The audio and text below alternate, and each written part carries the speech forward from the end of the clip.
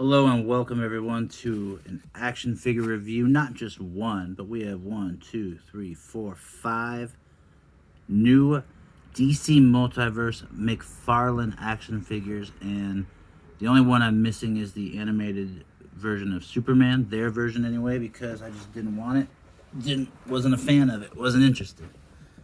However, I did get every other one that I could at this moment in time that they had available. And I gotta say, overall, it's a very mixed bag, okay? So, for example, like this Batman. Everyone knows this isn't how Batman looks. This is like a hybrid of original BTAS and the new Batman Adventures. The camera doesn't even want to focus on him because he's so... okay, here we go. Now, for me, I'm okay with this because I have all the DC Collectibles versions where they look exactly like how he's supposed to look like. So for me, this is like a cool Elseworlds style, and just another reason for me to collect animated Batman. All the articulation is pretty cool, and they do a good job of streamlining it. The one thing I noticed right away is this popped off fairly easy. It doesn't break, but it pops off fairly easy. And I was reassured that that's just something that McFarlane Toys does. For the animated Batman, this is the one that comes with a decent amount of accessories compared to the other ones. He comes with another pair of hands, a fist, and another like trigger finger for his grapple gun. So he comes with a pair of fists and 2 grapple gun hands. They could hold this thick batarang as well. And here's the grapple gun, which is painted and does have detail on the buttons, and that is actually a show accurate grapple gun, so I do like all that. So though the one thing I don't like, and I show this on the show, is like this elbow joint. You can see it has tread, and it has like a ratchet feel, like you're working on tools instead of posing action figures. So I mean, there are some little things that I like and some little things I don't like, and there's some things I'm going to have to get used to as compared to the Mattel versions. Now, Harley Quinn, I usually don't like repaints or someone just doing the same Harley Quinn over and over for no purpose. However, this is the style that she appears in on her new animated television show on DC Universe app. And I actually really do like the way this looks. And she has all the same articulation. She even has a double elbow, which Batman doesn't have, the animated one. Double knee. She has 2 ways to rotate at her waist, which will allow for a lot more fluid-looking movement pictures and poses. She comes with this very cool bang gun that is, of course, classic Harley. Speaking of classic Harley, she also comes with this, which I like that they put little details that usually I had to put on my own, like the smiley face and then a target, and just a lot of cool little details that usually companies are like, oh, it's just an accessory. Why should we care and put time into it? Well, because we notice. The people that buy it notice. And let's see a size comparison between Batman and Harley Quinn, because we already know these are giant figures compared to the 6-inch scale. And this is another thing, just the way these, I'm not a big fan of the ankle joints, let's say that. Oh my gosh. So it is a struggle. I do say that. It's clunky, it doesn't feel smooth. But they do look okay in pictures. Here's Harley, if I could get her to stand without making Batman fall.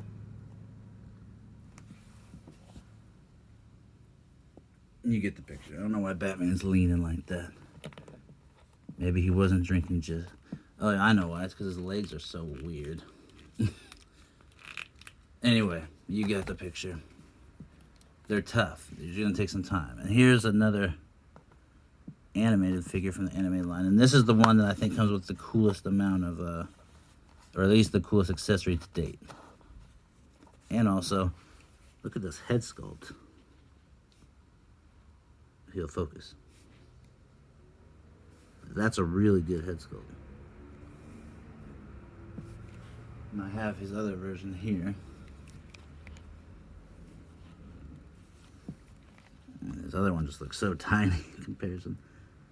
But you could just see the difference in the paint, the gloss, the way DC Collectibles is a little bit more matte. But I am liking this head sculpt a lot more. He comes with the accessories you saw right here, the willpower gun, and this little head mic thing that you could take off. And of course, let's get a good shot of the ring.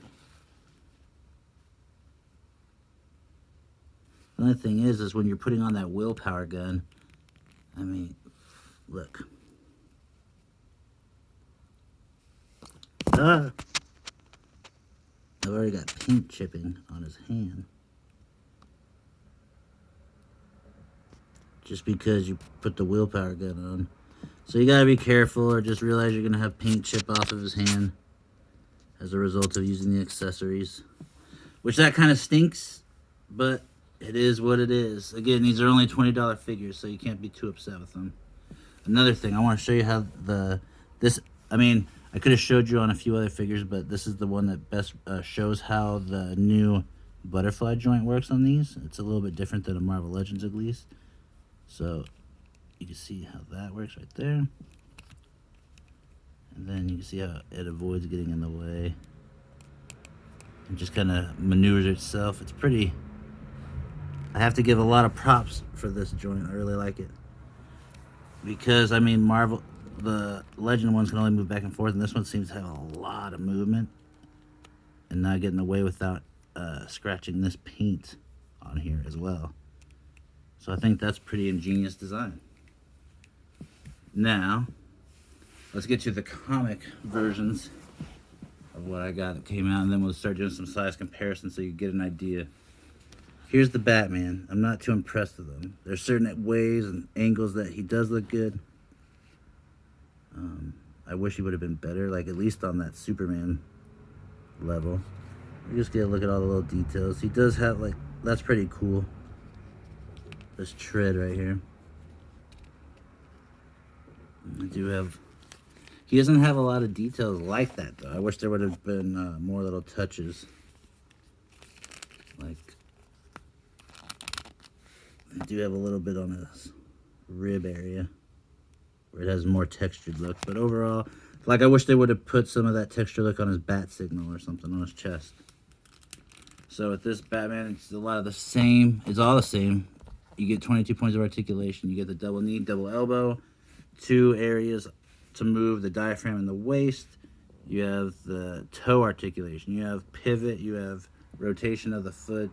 The head moves all the way around. The wrists are hinged and can move. He has the butterfly joint. His head moves up and down as well as around. So there's good articulation. There's just a little stiff in some areas. He also has upper thigh movement as well, and that's where you gotta be careful because sometimes they'll fall out. So I really like this Batman. It could have been better. Now this guy is the best of the wave in terms of just classic looks. Look at that Superman emblem. Look at that face. That screams classic Superman. He's got the underwear on the outside. The only thing they didn't do is they didn't have the S on the back of the cape. That would have been nice, and that's more... Oh, man down. Oh, sorry.